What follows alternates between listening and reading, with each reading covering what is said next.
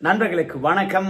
எனக்கு என்ன செய்தி பார்க்க போறோம்னு கேட்டீங்கன்னா, எடப்பாடி வீசிய அணுகுண்டு தூள் தூளான அறிவாலயம் எதிர்பார்க்காத நேரத்தில் தாக்குதல் தொடுத்து விட்டார். இது ஒரு உருவகமாக தான் சொல்றேங்க. நம்ம திமுகவை பொறுத்த வரைக்கும் தேர்தல் வாக்குறுதியை ரெடி பண்றதுக்காக ஒரு குழுவை ஊரா அனுப்பி இருக்கிறது. அதே மாதிரி அதிமுகவும் தேர்தல் அறிக்கை ரெடி பண்றதுக்காக மக்களுடைய கருத்தை கேட்பதற்காக தெரு தெருவாக அனுப்பியிருக்கிறாங்க. இன்னைக்கு எம்ஜிஆர் அவர்களுடைய பிறந்த நாள். அதிமுக காரங்களுக்கு இன்னைக்கு ரொம்பவே நல்ல நாள். இந்த நல்ல நாள்ல தமிழக மக்களுக்கு ஏதாவது இன்ப அதிர்ச்சியை தரணும், திமுகவுக்கு இடியை இறக்கணும் அப்படின்னு நினைச்ச நம்ம எடப்பாடி பழனிசாமி திடீரென பெண்களுக்கு உரிமை தொகையாக 2000 ரூபாய் தந்து விடுவோம். அது மட்டும் இல்லாம மாநகர பேருந்துகளில நகர பேருந்துகளில ஆண்களும் இலவசமாக பயணிக்கலாம். அம்மா இருசக்கர வாகனங்களுக்கு 25,000 பாத்தீங்கன்னா மானியம் தரப்படும் அப்படின்னு சொல்லிட்டாங்க. ஒரு பெண்ணுக்கு 2 பெண்ணுக்கு இல்ல, 5 லட்சம் பெண்ணுக்கு 25,000 தரப்போற என்ற விஷயம் தான். ஸ்கூட்டருக்கு 25,000 மானியம். வீடு, உங்களுக்கு வீடு இல்லைனாலும் பரவாயில்ல, கட்டி கொடுப்போம். உன் பிள்ளைக்கு கல்யாணம் ஆச்சுன்னா அவங்களுக்கும் வீடு இல்லைன்னா அவங்களுக்கும் கட்டி கொடுப்போம். பட்டா நிலம் இல்லைன்னா பட்டா வாங்கி அதற்கு பிறகு வீடு கட்டி கொடுப்போம். ஸோ இப்ப தராங்களே அந்த மாதிரியான குருவி கூடு மாதிரி இருக்காது, அழகான வீடு இருக்கும் அப்படின்னு அதிரடியாக 5 வாக்குறுதியை எடப்பாடி பழனிசாமி அறிவிச்சிட்டாரு.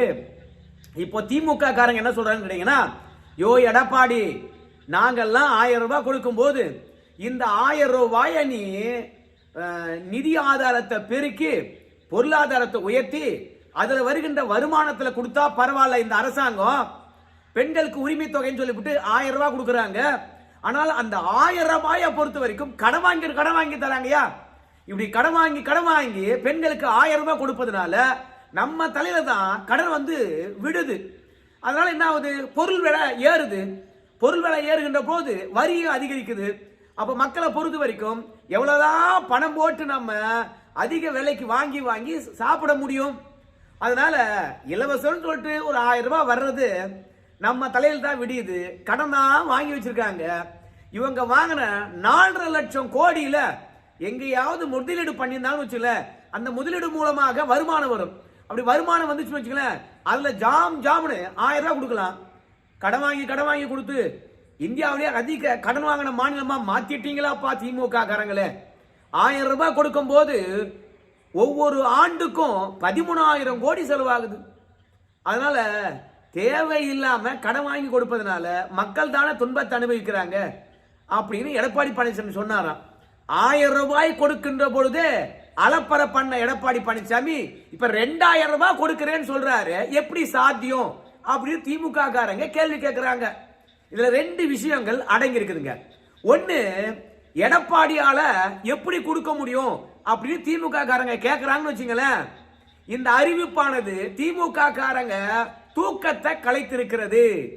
எப்ப ஒருத்தன் தேர்தல் வாக்குறுதியை பார்த்து உன்னால நிறைவேற்ற முடியுமா, உன்னால 1000 ரூபாய் கொடுக்கறதுக்கே முடியாத பொழுது 2000 ரூபாய் எப்படி கொடுக்க முடியும் அப்படின்னு கேட்கறான்னு வச்சுங்களேன்.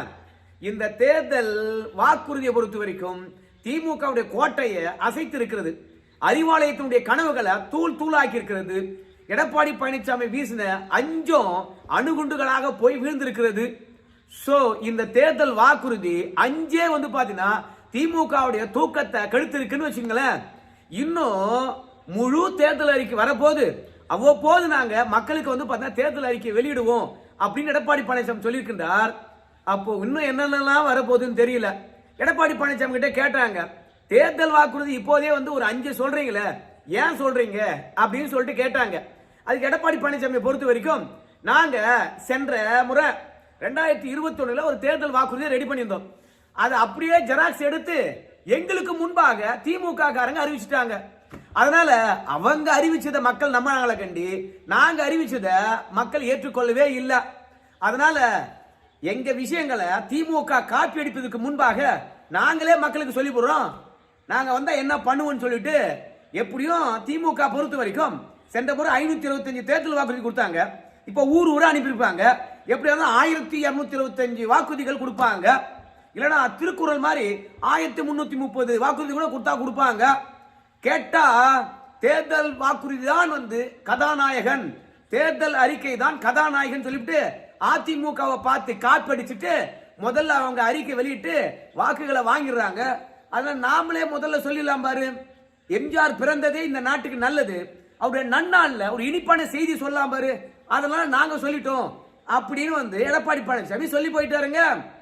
ரெண்டாவது, உங்களால இதெல்லாம் நிறைவேற்ற முடியாதுன்னு சொல்றாங்களே அப்படின்னு சொல்லுகின்ற போது, நிர்வாக திறன் இருந்தால் எப்பேற்பட்ட விஷயமும் சாத்தியம். திமுக நிர்வாக திறனே கிடையாது. குறிப்பா சொல்ல போனோம்னா, நிதி ஆதாரத்தை சரி செய்வதற்காக திமுக ஒரு குழுவை போட்டது, பொருளாதார நிபுணர் குழு. அந்த குழு இப்ப எங்க? அந்த குழுவால தமிழகத்துடைய கடன் சுமை குறைஞ்சதா? பொருளாதாரம் பெருகிச்சா? நாங்க நிர்வாகத்தை வந்து பாத்தீங்கன்னா சரியா வந்து கவனிச்சோம், சரியா வழிநடத்தி சென்றோம். எப்படின்னு கேட்டீங்கன்னா, 3 ஆண்டு காலம் கொரோனா, அதுக்கப்புறம் 5 புயல்கள் வந்தது. ஒக்கி புயல் இருந்து தானிய புயல் இருந்து ஏகப்பட்ட புயல்கள், அதுவும் இல்லாம வறட்சி. இவ்வளவும் இருந்தும் நாங்க வாங்கின கடன் 1 லட்சம் கோடி தான். இவங்க நிர்வாக திறன் இருந்தா நிச்சயமா இந்த 4.25 ஆண்டுல 4 லட்சம் கோடி வாங்கியிருப்பாங்களா? அது மட்டும் இல்ல, நாங்க ஆட்சிக்கு வந்து 2 முறை விவசாய கடனை தள்ளுபடி பண்ணும், நகை கடனை தள்ளுபடி பண்ணும், பயிர் கடனை தள்ளுபடி பண்ணும். இப்படி எல்லாமே பண்ணி கூட நாங்க அதிகமா கடன் வாங்கல. அப்ப எங்களுடைய நிர்வாக திறன் எப்படி இருக்கு பாரு. கொரோனா இல்லை, இவங்களுக்கு பெரிய புயல்கள் கிடையாது, பெருமழை கிடையாது, எதுவுமே இல்லை என்றாலும் இவங்க கடன் வாங்கி தான் தராங்க.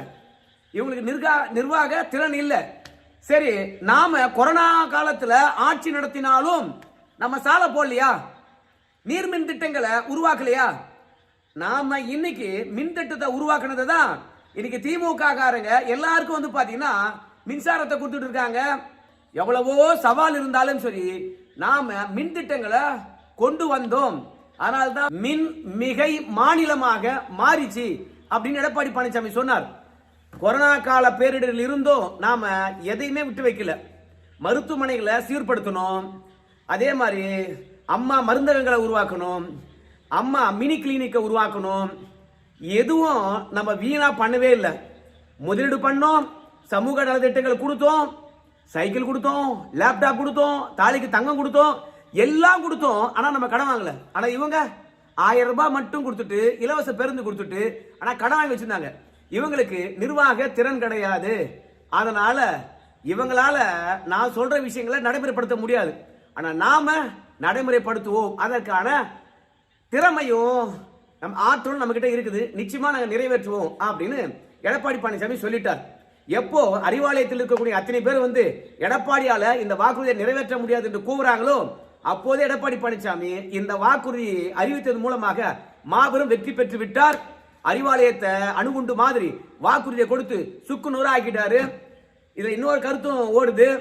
நம்ம திண்டுக்கல் பெரியசாமி அவர்களை பொறுத்த வரைக்கும், நீங்க பொங்கல் கொண்டாடி கொண்டே இருங்கப்பா, அப்படி கொண்டாடி கொண்டே இருக்கின்ற தருணத்துல உங்ககிட்ட ஒரு நல்ல செய்தி வந்து சேரப்போகுது, பெண்களுக்கு இனிப்பான ஒரு செய்தி வந்து சேரப்போகுது அப்படின்னு சொன்னாரு. அது இந்த 1000 ரூபாய் கொடுக்கின்ற விஷயத்தை தான் 2000 ரூபாயை ஏற்றி கொடுக்க போறாங்க.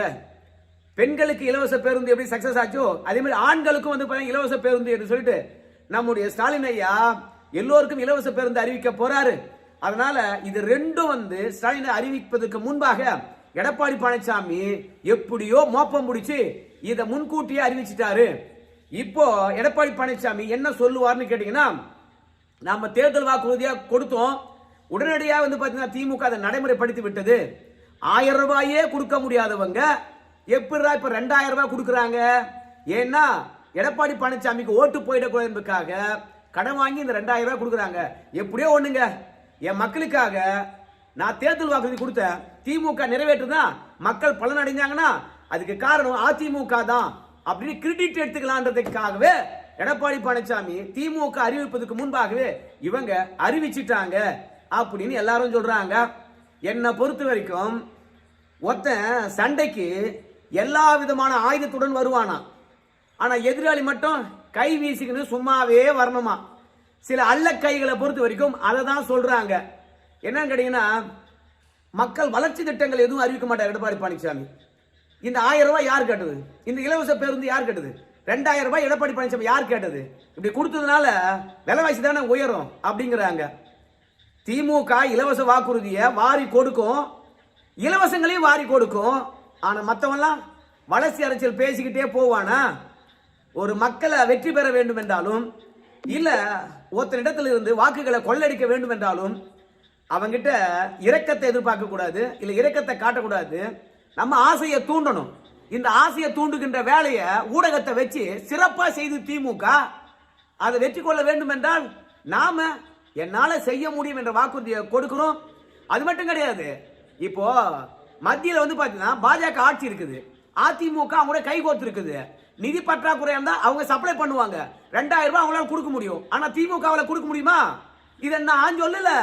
புதிய தலைமுறையை பொறுத்த வரைக்கும் ஒரு விஷயத்தை கருத்து கேட்டிருக்காங்க மக்கள் கிட்ட. ஏங்க இப்ப 2000 ரூபாய் கொடுக்கணும்னு சொல்றாரு எடப்பாடி பழனிசாமி, நல்லதா கெட்டதா உங்க கருத்தை சொல்லுங்க அப்படின்னு கேட்டிருக்காங்க. அதுக்கு மக்கள் எல்லாம் என்ன சொல்றாங்க தெரியுமா? பாருங்க, திமுக மட்டும் இலவசங்களை அறிவிக்காம இருந்தா எடப்பாடியும் இலவசங்களை அறிவிக்காம இருந்திருப்பாருங்க. அதனால திமுக என்ன ஆயுதத்தை எடுக்குதோ அதே ஆயுதத்தை தான் வந்து பாத்தீங்கன்னா அதிமுகவும் எடுக்கும். இரண்டாவது, எடப்பாடி பழனிசாமி கொடுத்த வாக்குறுதியை அவருடைய ஆட்சி காலத்துல நிறைவேற்றி இருக்கின்றார். ஜெயலலிதா எப்படின்னு தெரியலீங்க, ஆனா எடப்பாடி கொடுத்த வாக்குறுதியை நிறைவேற்றி இருக்கின்றார். அந்த ஆள் இருக்கும் போது இருந்த விலைவாசி என்ன, திமுக இருக்கின்ற போது விலைவாசி என்ன? அதனால எடப்பாடி பழனிசாமி கிட்ட இன்னும் நிறைய நாங்க எதிர்பார்க்கிறோம் அப்படின்னு எடப்பாடி பழனிசாமியுடைய இந்த இலவச அறிவிப்புக்கு ஆதரவாகவும் நிறைய கருத்துக்கள் வந்திருக்குதுங்க, எதிரான கருத்துக்கள் வந்திருக்குது. ஆனால் இப்படி எதிரான கருத்துக்களுக்கு மத்தியில திமுக காரில் இருந்து மற்ற எல்லா கட்சிகளும் இப்ப அதிமுக எதிராக பேசிட்டு இருக்க இந்த தருணத்துல, ஆனா அதிமுகவுக்கும் இந்த இலவசங்களுக்கு ஆதரவா கருத்து வந்திருப்பது எடப்பாடி பழனிசாமி தேர்தல் களத்தை மாற்றி அமைச்சிருக்கிறாருங்கோ. இரண்டாவது என்னன்னு கேட்டீங்கன்னா, விஜய் சொன்னாராம் திமுகவுக்கும் தவேகாவுக்கும் தான் போட்டி அரசியல் களத்துல, அதிமுகவே இல்ல அப்படின்னு சொன்னாராம்.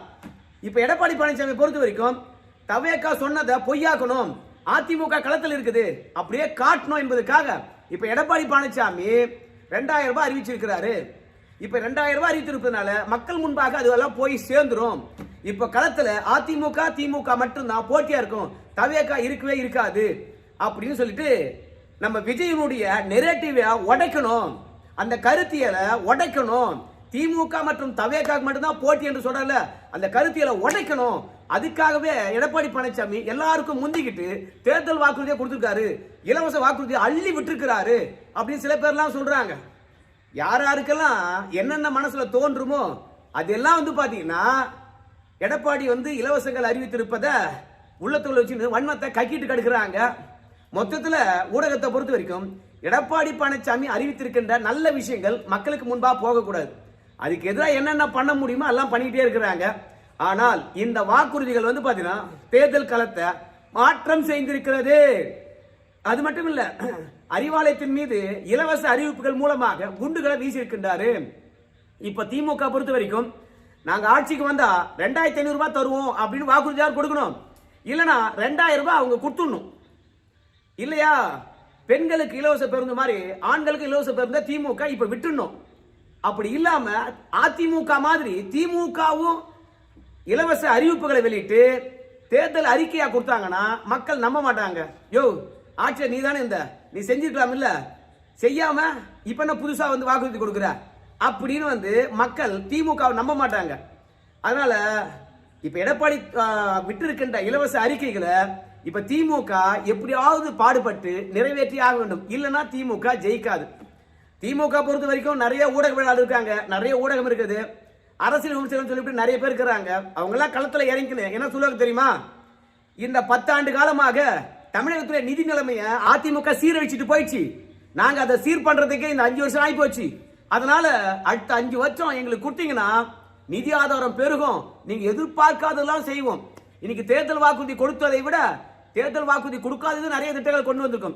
இதுதான் திராவிட மாடல், அனைவருக்கும் அனைத்தும், அனைவரையும் சமமாக மதிப்போம் அப்படின்னு சொல்லுவாங்க. ஆனா இந்துக்களுக்கு மட்டும் பெரிய ஆப்பா வைப்பாங்க, அது தனி கதை. அதனால இப்ப திமுக பொறுத்த வரைக்கும் எடப்பாடி பழனிசாமி அறிவிப்பினால அதிர்ந்து போயிருக்கிறாங்க. எடப்பாடி பழனிசாமி இப்படி ஒரு சர்ப்ரைஸை தருவார்னு நமக்கு தெரியல. அது மட்டும் இல்ல, கூட்டணியில சில கட்சிகள் அதிமுக வரப்போகுது, அதெல்லாம் இன்னும் திமுக தூக்கத்தை கலைக்க போகுது. எந்தெந்த கட்சிகள் வரப்போகுது என்பதை பற்றி எல்லாம் நாம அடுத்த வீடியோவில் பார்க்கலாங்க. சரிங்க, உங்க கருத்தை சொல்லுங்க. 2000 ரூபாய் கொடுப்பது நல்லதா கெட்டதா? திமுக வீழ்த்துவதற்கு இது பயன்படுமா இல்லையா? நன்றி.